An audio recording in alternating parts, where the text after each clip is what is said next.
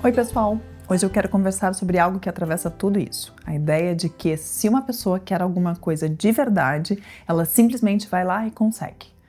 Como se definir metas dependesse só de força de vontade, disciplina ou motivação suficiente. E eu acho essa lógica perigosa, porque ela simplifica demais processos que são muito mais complexos do que parecem.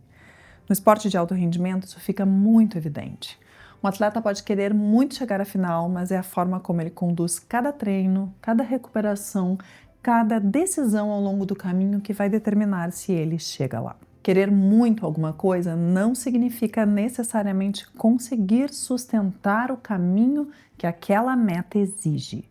E isso tem relação com algo que raramente aparece nas conversas sobre metas: a diferença entre o olhar para o resultado e olhar para o processo. Quando a pessoa estabelece uma meta, ela costuma fazer isso olhando para o destino. Pensa no corpo que quer ter, mas não na rotina que precisaria construir. Pensa no reconhecimento que quer alcançar, mas não no tipo de esforço contínuo envolvido.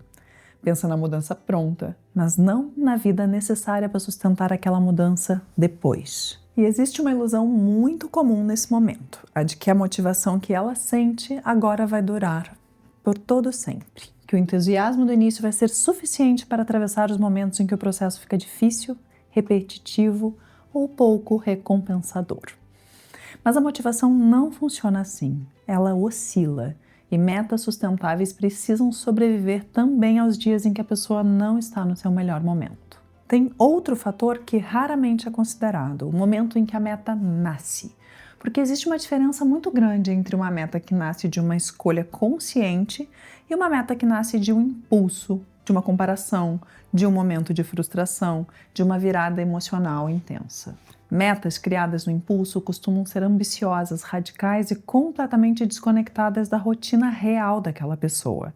E justamente por isso tendem a durar pouco. Não porque a pessoa seja incapaz, mas porque aquela meta nunca foi construída para a vida que ela de fato vive. E tem ainda um terceiro elemento que acho fundamental falar: o nível de energia emocional disponível no momento em que a pessoa decide mudar. Porque existe uma diferença enorme entre construir uma meta num momento de equilíbrio e tentar construir mudança em cima de exaustão e desgaste. Quando alguém já está operando no limite, seja por sobrecarga no trabalho, por conflitos relacionais, por um período de muita pressão, qualquer esforço extra vira mais uma fonte de desgaste.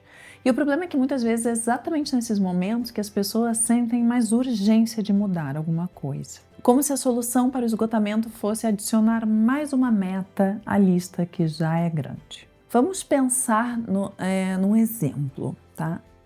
Uma pessoa está trabalhando excessivamente, desenvolvendo uma relação com o trabalho que não está legal, ela volta super tarde para casa, sai super cedo, e ela vai ao médico, faz os seus exames e vê que está tudo muito ruim. E aí ela decide mudar. E então ela decide que ela vai agora começar a correr num grupo de corrida. E ela estabelece a meta de fazer parte de uma corrida no final do ano. 5 quilômetros, vamos lá. Só que ela não parou para pensar se isso é algo que ela de verdade gosta, se isso é algo que cabe na rotina dela e o quanto isso é sustentável para o funcionamento dela e para a vida que ela tem hoje. Estabelecer a meta de participar e se inscrever na corrida vem de um movimento de desespero. É uma coisa boa, é uma coisa ótima, mas isso desse jeito cria um grande risco dela não conseguir.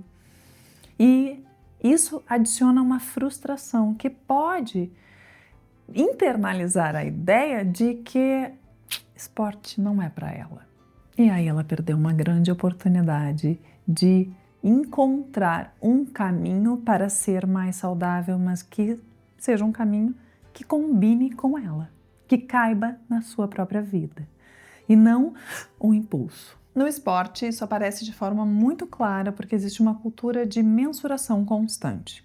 O atleta consegue ver com precisão quando está rendendo abaixo do esperado e acima. E a tentação de compensar esse rendimento com mais esforço, mais treino, mais exigência é enorme. Mas existe uma diferença fundamental entre intensidade e sustentabilidade. Um atleta pode treinar no limite máximo por alguns dias. O que vai definir o desenvolvimento dele ao longo do tempo não é isso. É a capacidade de manter um processo coerente mesmo quando a energia não está no pico, mesmo quando os resultados demoram a aparecer, mesmo quando o caminho é mais longo do que ele gostaria. Inclusive, no vídeo sobre periodização eu aprofundo mais essa ideia. Vou deixar ele no card e também na descrição para quem quiser assistir. E fora do esporte, a lógica é a mesma. Pessoas que criam planejamentos impossíveis de sustentar, que transformam qualquer pausa em culpa e que começam com muita intensidade e abandonam tudo algumas semanas depois. Não porque sejam incapazes, mas porque confundiram intensidade com compromisso. Então, o que muda quando a gente começa a pensar em metas de forma diferente? A pergunta muda. Em vez de perguntar o quanto eu quero isso, a pergunta passa a ser: que tipo de vida essa meta exige e essa construção é possível dentro da minha realidade hoje, dentro de quem eu sou? É o que eu quero? Porque uma meta aparentemente menor, mas construída de forma coerente com a vida real daquela pessoa, produz muito mais transformação do que mudanças radicais que dependem de um estado constante de motivação e de uma energia que aquela pessoa sequer tem. Consistência nesse sentido não tem relação com intensidade máxima, tem relação com a capacidade de ajuste. Como conseguir continuar o processo mesmo quando ele não está perfeito? Como entender que uma semana mais leve não significa fracasso, significa fazer parte de qualquer processo que dure. Acho que existe uma maturidade muito importante quando a pessoa deixa de organizar a própria vida apenas em torno de cobrança e começa a pensar também em sustentação, no que realmente consegue manter ao longo do tempo sem precisar se destruir para isso. Porque no fim, grandes mudanças raramente acontecem por explosões momentâneas de motivação. Elas costumam nascer de processos mais consistentes, flexíveis e mais humanos. De pessoas que aprenderam a se conduzir com cuidado e não apenas com cobrança. Se esse vídeo fez sentido para você, aproveita para se inscrever aqui no canal e compartilhar com alguém que também possa se beneficiar dessa mensagem.